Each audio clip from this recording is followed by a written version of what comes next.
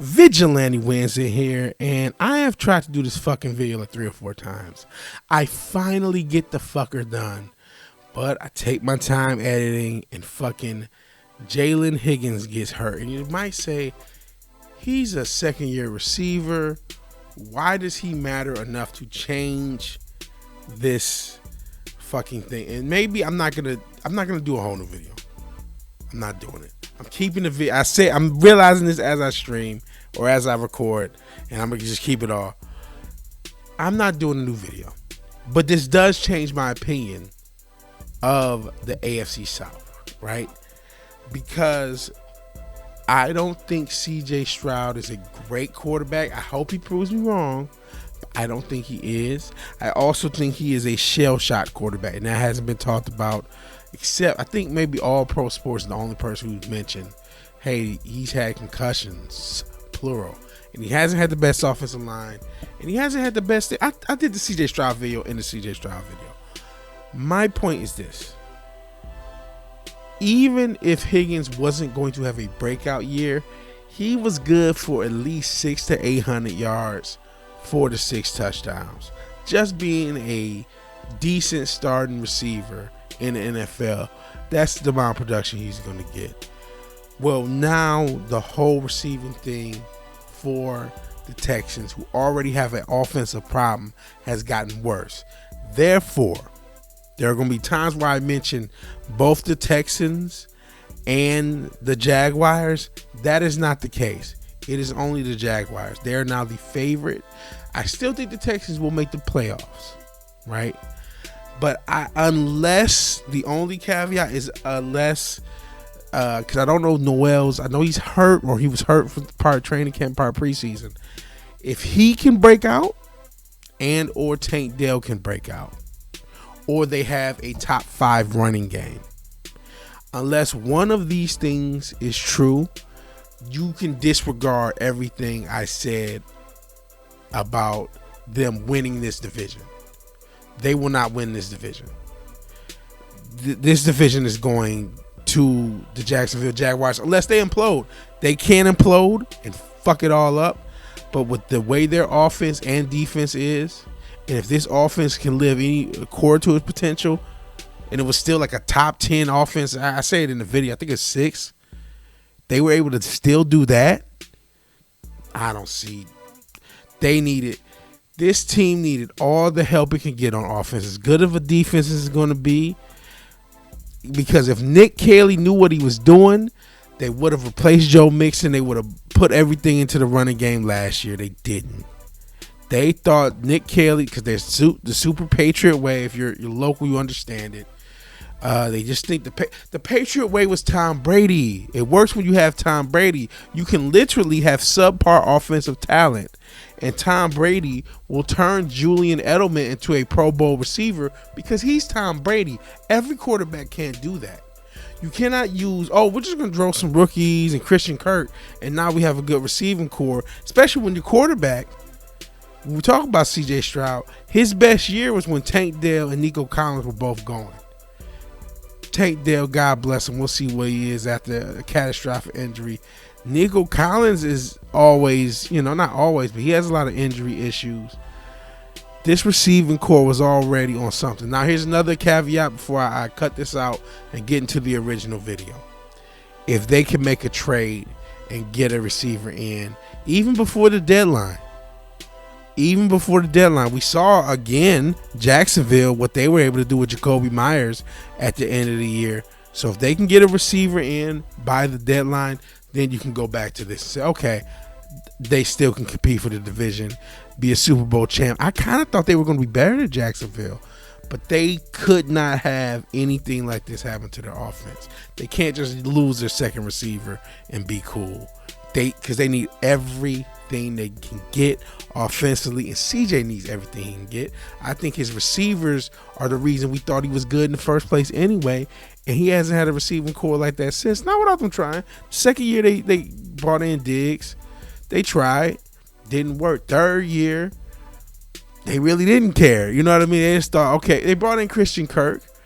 Captain Kirk never arrived, and they did draft 2 receivers, but they were rookies and they were young, and then they still wanted to do the Patriot way. They didn't want to really give the receivers all the role and all. They didn't give Woody Marks all the role he needed to. Some of that I don't think is all Patriot way. I'm gonna be honest. Some of it is Nick Caley. That's another mistake. Hiring a first-year play caller last year. Now he's a second-year play caller. He's on the hot seat. He has less tools to work with. So that's why I'm like, I'm a little more hesitant. I still think they make the playoffs, but you can take a win off. And it would be the same if they lost another. I know you're like, well, he's just a secondary receiver. They can't lose that.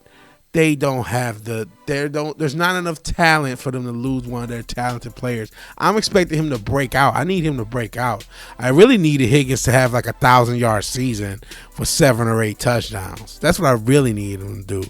I thought he was going to at least get you 600, 700, and like 4 or 5 touchdowns and be a productive, decent receiver. He's not even going to do that. He's out with an ACL. So I'm talking more about the Texans than any other team because now I'm 6 minutes into this intro. But I didn't know it was going to be an intro. I thought it was going to be a new video. I'm not doing a new video. Here's the original video. I'll talk to you guys later. Peace.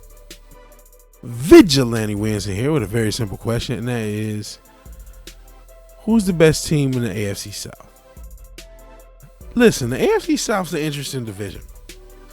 Much better than a lot of divisions. Much better than its counterpart in the NFC. The NFC South, though, I think that's an interesting division as well, for different reasons. But it's still interesting because there's a lot of talent. There's a lot of talent throughout the league. That's the one thing the NFL does well, is disperse talent. So there's a lot of interesting teams. Any one of these teams can make the playoffs. I think 2 will, and I think it's going to be the same 2 that did last time: Jacksonville and Houston. Though Indianapolis Colts, and that's, we say all these things, there's obviously things that can happen that change things, like injuries. We're trying not to factor those in, but I mean, we'll factor the injuries we know about. There's a lot of training camp injuries, and that's a part of some people's story or some team's story, so we gotta talk about that. That said, I can see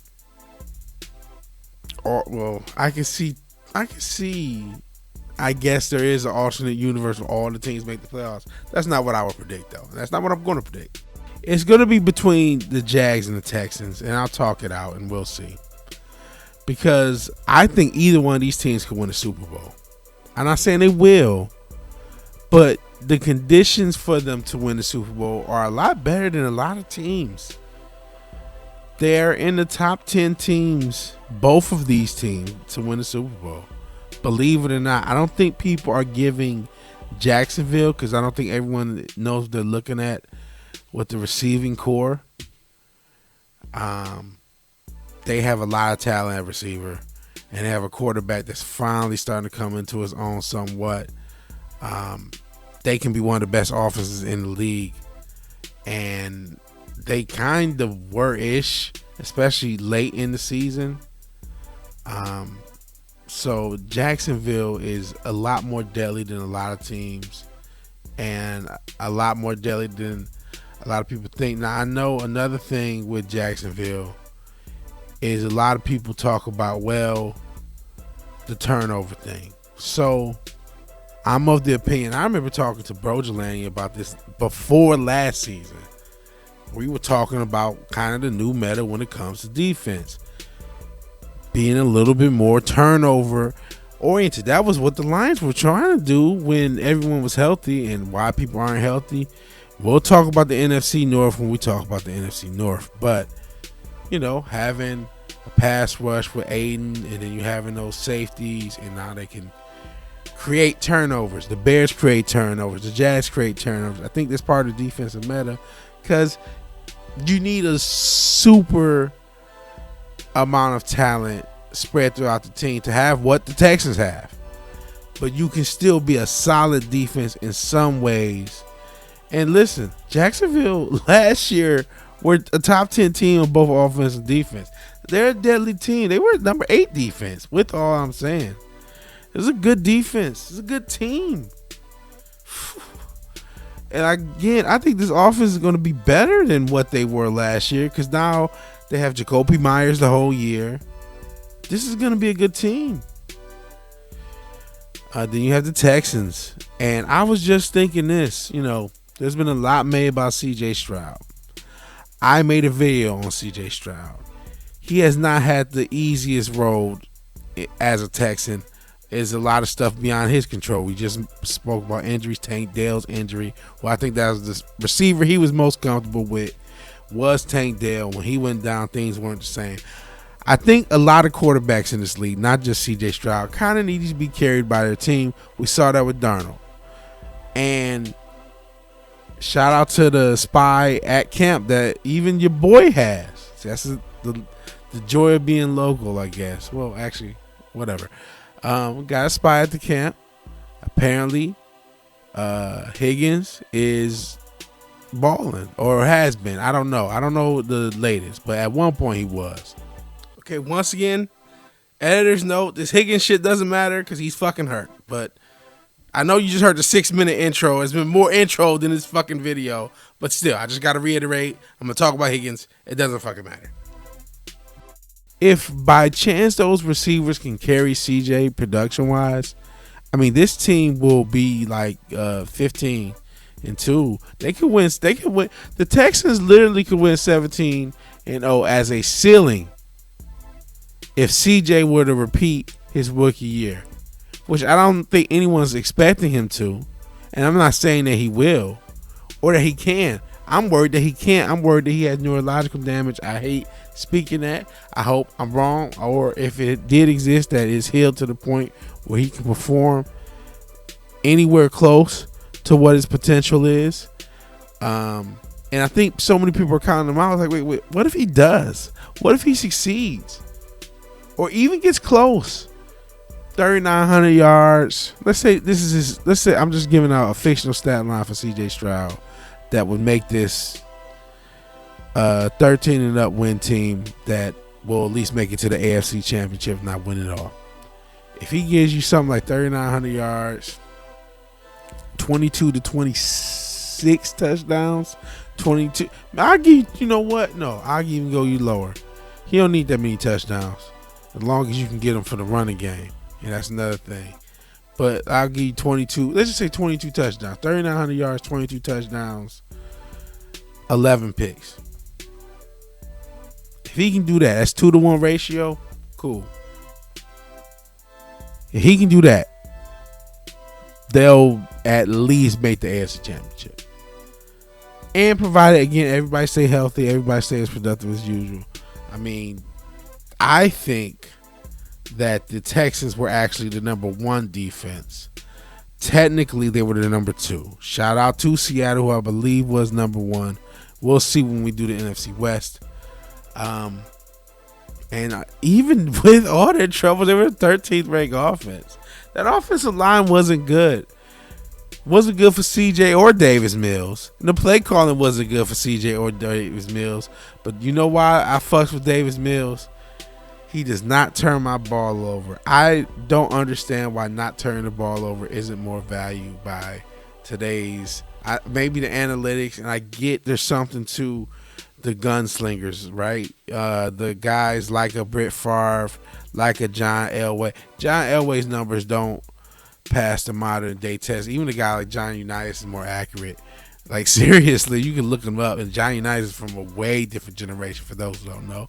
I know sometimes it's all just old. This is outside the scope, but I'm a football, I love football, unfortunately, because, they don't love me.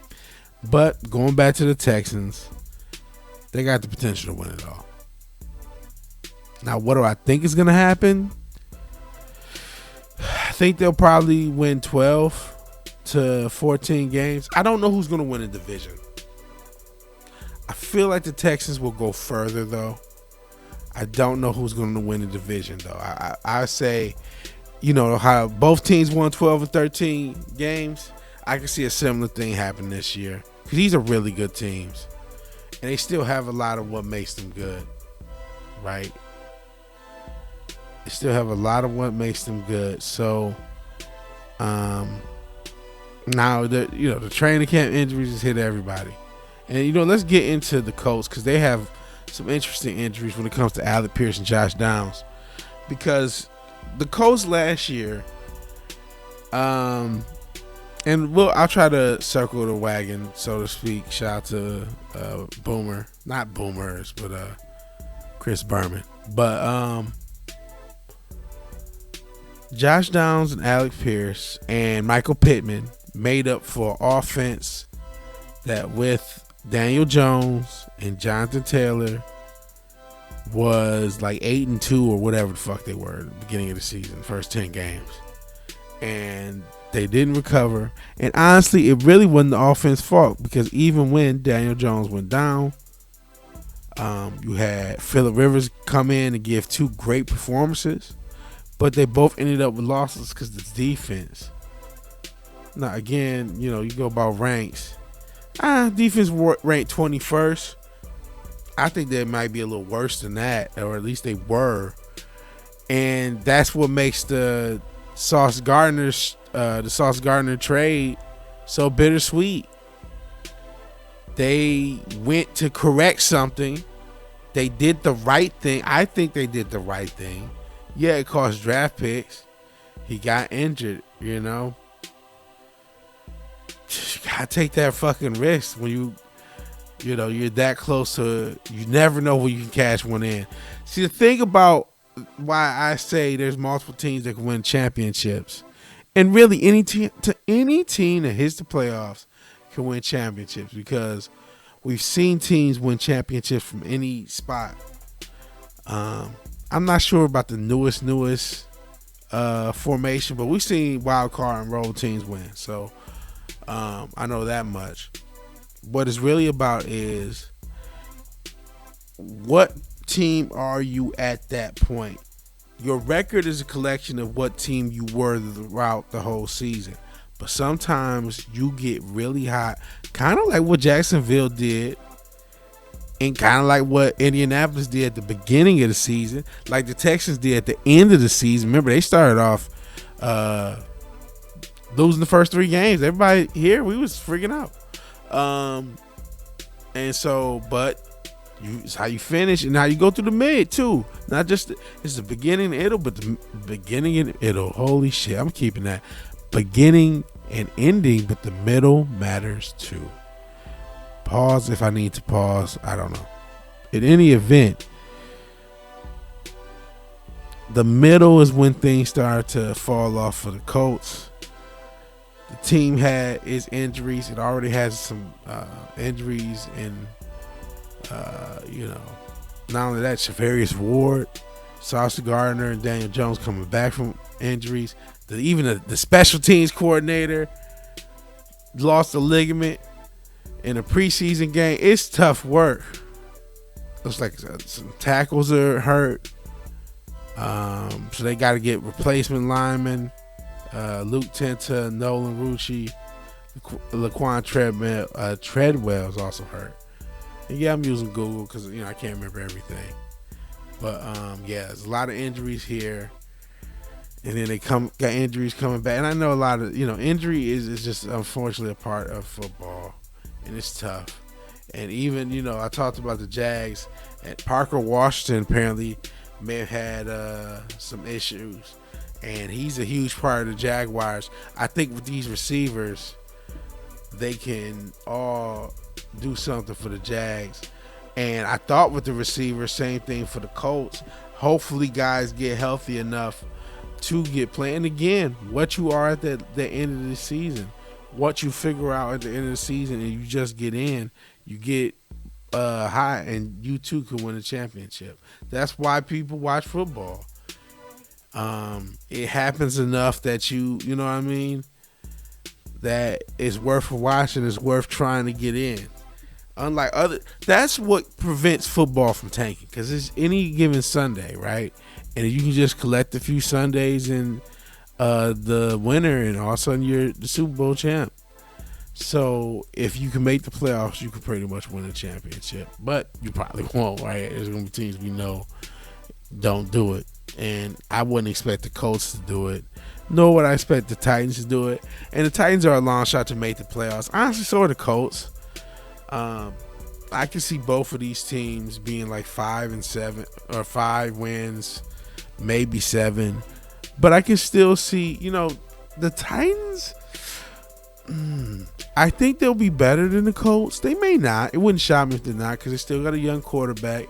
And you never know how young quarterbacks are going to adapt. But the defense is going to be better.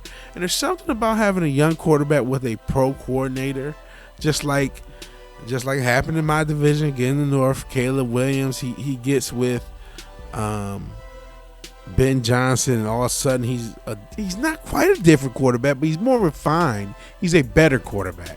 I ain't gonna say he's different, but a lot of what his positives shined a lot more. His negatives were less detrimental. One of his positives, again, he isn't turning the ball over. Say what you will about everything else when it comes to Caleb Williams, he doesn't turn the ball over, and I appreciate that. That's one of my favorite things about quarterbacking. Don't turn the ball over. If you can do that, you give me a chance to win. That said, we'll see if that happens with Brian Daboll and Cam Ward, which Brian Daboll apparently wanted to, be Cam Ward's coach. He wasn't able to draft him, but he was interested. So that's positive. And so that means, okay, he probably has an idea. He's done this with Josh Allen. I think he deserves credit for doing that with Josh Allen, because ironically enough, the Colts, what the Colts tried to do with Anthony Richardson, they were able to do with Josh Allen. Because remember, Josh Allen, what did he come out? Wyoming? And his numbers at Wyoming weren't great. A lot of people have talked, Anthony Richardson's numbers weren't great, but neither were Josh Allen's. He was just a raw athlete, pause. And Brian Daboll made him in the quarterback, but he had a lot more time than what Anthony Richardson got. And unfortunately for Richardson just has so many injury issues that has made it worse. He's made a bad situation worse. I think if he was healthier, a better situation could have been done. And maybe if he takes the time, maybe in another franchise, or maybe with this one later on, he can be a better quarterback. Again, health, we keep talking about it. It's tough to be an NFL player. Sometimes we just got to remember that that's a part of the game, unfortunately. As a result, how good do I think the Colts are going to be? How good do I think the Titans are going to be? I don't know. I don't expect either team to make the playoffs, though it wouldn't shock me if either did. As that wild card, more likely, I couldn't see either one in the division unless a bunch of catastrophe. We just mentioned injuries. Let's pray it doesn't. If a bunch of catastrophe like that happened, of course, either team could. But it would take that. But playoffs, don't see it, but wouldn't be shocked. I would predict. Let's do a prediction for everybody. I would say this. I would guess the range of wins that the Colts, and ironically enough, the Colts and the Titans are in similar range of wins, and the Texans and the Jags are in similar range of wins. And I'll throw out a number for each after, but I would say Titans and Colts between 4 and 11 wins. So I know it's a lot, but that's what these type of teams are. There's still positive elements with the Colts. You still got Jonathan Taylor. If the receivers get healthy, if everybody's healthy, which you never know. Remember last season, the Rams, which is now everyone's favorite, their quarterback Matthew Stafford had a back injury. We didn't know if he was going to be healthy. He was, and he was the MVP. So you never know what's going to happen the other way. So if everyone gets healthy and everyone's playing like they can, the Colts are a formidable team. That's why they won so many games. So we'll see if that happens. If this defense can pick up the pace, and if Sauce Gardner can play, which I didn't check. I should have checked to make sure he can, his health wise. Let's see. So Sauce Gardner has recovered from his calf strain. He's supposedly fully healthy. That might be a game changer. And then we see, this is why they traded it. And you're like, okay. If he can play anywhere close to what he once was, and this defense can, they can peak. I know 4 is low. I don't think they're going to be that low either. Okay, I can imagine. I would guess to guess a number. I'll do everybody's number at once. Let's go to the top tier teams. Again, I think both of these teams are championship level. I'm not sure that either team will win a playoff game. The NFL playoffs are, I don't know how they're going to go. Anything can happen. Anything can happen in the WWF. I mean, anything can happen in these fucking things. So, I would guess, though, wins-wise, I could really see one of these teams winning the whole NFC or AFC, I should say. I'm gonna do that a bunch between all these videos, so get used to it. I can really see one of these. I really think that I'm not just saying that because I'm here. I've been operating like CJ Stroud is gonna fail, and I'm like, what if he doesn't? What if I'm wrong? What if we're overrating that fucking playoff performance because he had a concussion? And what if he's competent enough with this receiving core and because of the improvements they made? They made improvements to the offensive line, and the offensive line was looking a lot better at the end of the season than the beginning. They made improvements to the running game, and they're hoping their drafts have improved. Their previous drafts will mature into the passing game receiver-wise. And then I need to ask about the tight end, the one out of Michigan. Speaking of which, Sauce Gardner's from Detroit. I mentioned him for the Colts. So I think the Texans will win the division. I think they'll win it with, I'll go 13. It could be 12. It could be 11. It may only take 11. Because you never know. These teams might also beat each other up. Because I think they're just a little... This is a little bit better of a division than it looks. I think these teams could beat each other up and make the division look a little worse. You think and you underrate it. I can see this being one of the tougher divisions. Not the toughest, but it's on the tougher half. It's definitely on the tougher half of divisions. Because there's a lot of talent here. That's how you can really judge about. We talking about a prediction, preseason. But I think there's a lot of talent here. So I'm recording this from the future. So now I don't think the Texans are going to win. Because I realized I didn't give everyone's record. Or if I do, it takes too long for me to get to it. In any event, I think now that I have the Higgins injury, which will knock down at least a win or two off of the Texans' potential, I would say Jacksonville will win 13 or 14 games and win this division. The Texans will win probably still 11 games, still be a great team, make the playoffs. The Titans, who I didn't talk about, I think they'll be a little bit better than the Colts, even though I talked about the Colts more. The Titans have a lot of new additions to defense. They have 2 New York coaches, ironically enough, coaching. We'll see. Salah got a pass for last year because of the weird stuff with San Francisco. Shout out that like electric tower or something that is allegedly injuring everyone in San Francisco. I don't know what it is, but he got a pass because that defense really wasn't that great.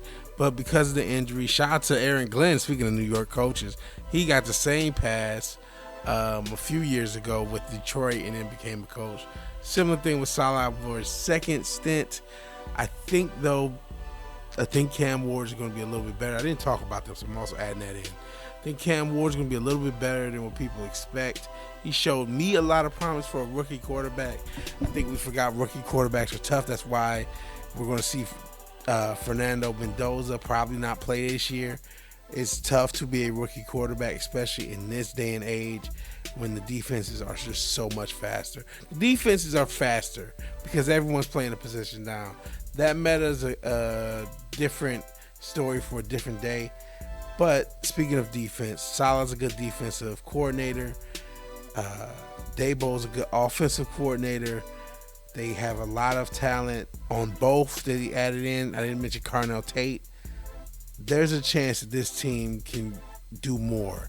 And so I think they'll be the third team. What's their wins? I'm going to go with... I'll go with 9. I'll be a shock. I'll give you a shot. I'll go with 9. Their ceiling is from 4 to 11, like I said earlier, or floor and ceiling is 4 to 11.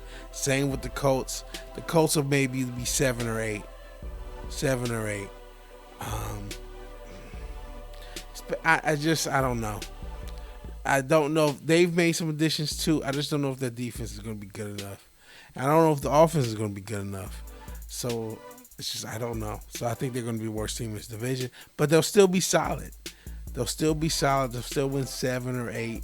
Yeah, they could win 5. I can see that, but I think they'll get you 7 or 8 wins.